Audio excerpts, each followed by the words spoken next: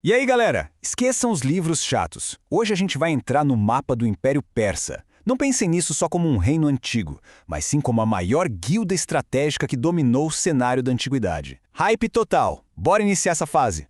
A grande dúvida que fica é como eles dominaram metade do servidor da época. E, mais surreal ainda, seguraram o topo do ranking por 200 anos.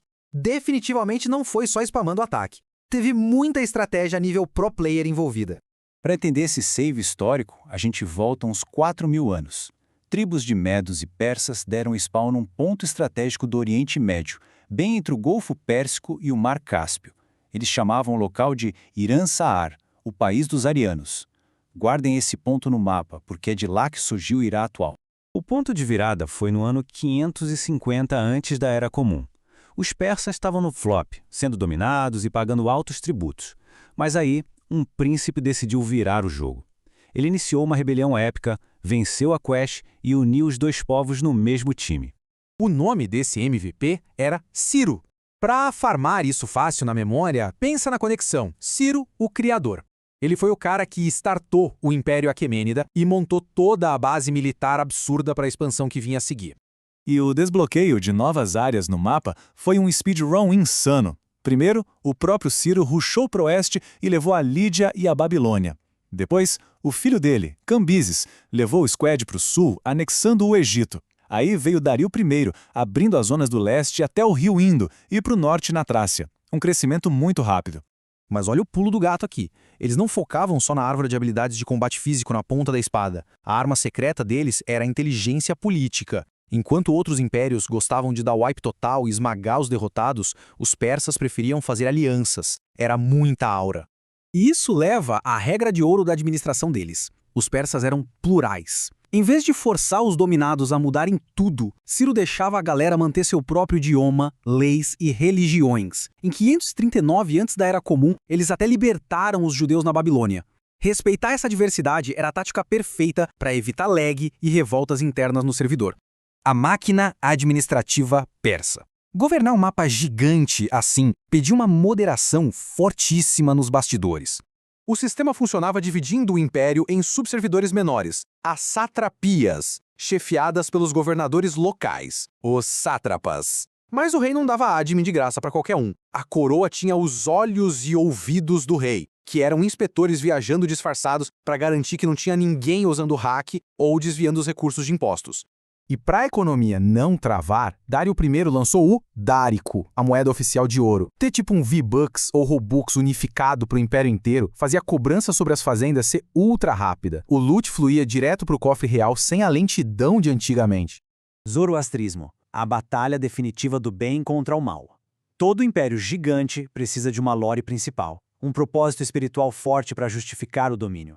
A religião deles era o zoroastrismo, baseada num PVP cósmico gigantesco. De um lado, Ahura Mazda, o deus chefão, representante da luz e do bem. Do outro, Ahriman, o espírito das trevas e do mal. Dica para lembrar, a aura de Ahura é boa e Ahriman rima com ruim. Uma dualidade absoluta focada no culto supremo do bem.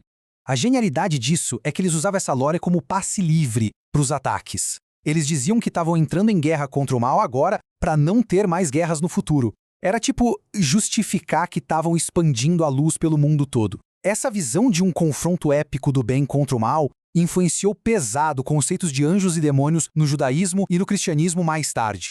Mas o legado deles vai muito além do combate militar. A gameplay cultural elevou o nível mundial. Ergueram palácios surreais em Persépolis, craftaram esculturas refinadíssimas em ouro e prata e criaram os famosos tapetes persas, que pareciam reproduções vivas dos jardins reais e são itens de luxo até hoje. Na literatura, além dos textos sagrados, deixaram influências diretas para contos imortais como As Mil e Uma Noites. Batalhas clássicas, as guerras médicas. O time persa parecia imparável, até cruzar com outro squad fortíssimo pelo domínio das rotas comerciais marítimas. Uma correção rápida para ninguém flopar na prova. Guerras médicas não têm absolutamente nada a ver com médicos ou hospitais. O nome vem de Medos, que era como os gregos chamavam os persas daquela região unificada. Então, trata-se pura e simplesmente das batalhas épicas entre gregos e persas. A timeline desses combates foi uma trocação insana. Em 490 antes da Era Comum, o rei Dario tomou um counter gigantesco e perdeu para os gregos na Batalha de Maratona. 10 anos depois, o filho dele, Xerxes, veio com um exército colossal e venceu os espartanos na icônica Termópilas. Mas o jogo virou rápido. Em 479, os gregos deram a cartada final nas batalhas de Plateia e Mícale, forçando os persas a recuarem de vez do território deles. Mesmo perdendo essa fronteira, o Império Aquemênida ainda tancou firme por um bom tempo. O game over definitivo só aconteceu no ano 333, antes da Era Comum.